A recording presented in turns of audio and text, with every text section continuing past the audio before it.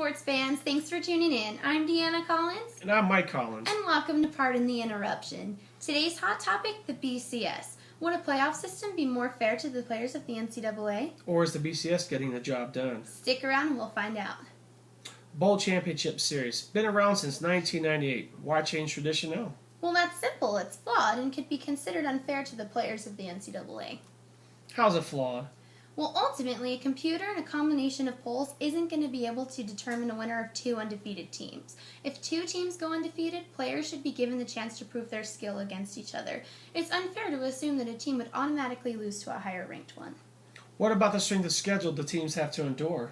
Well, with playoffs, players would get to face multiple opponents of different skill levels, so all levels of talent would be tested. Well, I guess it works in the NFL. Yeah, exactly. Players can step up when given the chance in the postseason. Okay, so besides the fact that it would give players more opportunity, what about the length of the schedule?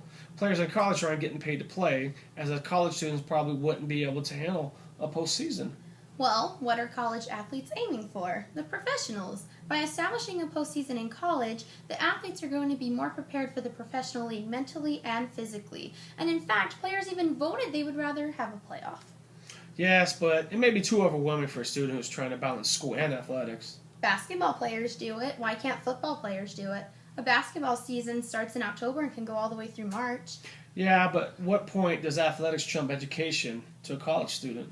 Well, you have to remember that there are practice caps put in place to restrict the hours of practice with the athletes. But yes, a lot of athletes, to a lot of them, college athletics are everything. And who are we to tell them that they shouldn't get to participate in a postseason? Well, we aren't. I'm still trying to establish how the BCS isn't fair. You beat the teams on your schedule, and your ranking goes up. What isn't fair about all this? Well, why don't you ask the University of Utah? They beat everyone on their schedule in 2009 and didn't end up ranked number 1. Well, Florida Gators played harder teams. Well, Utah wasn't given the chance to play those harder teams, and the one time they were, they did. They won, and they beat Alabama.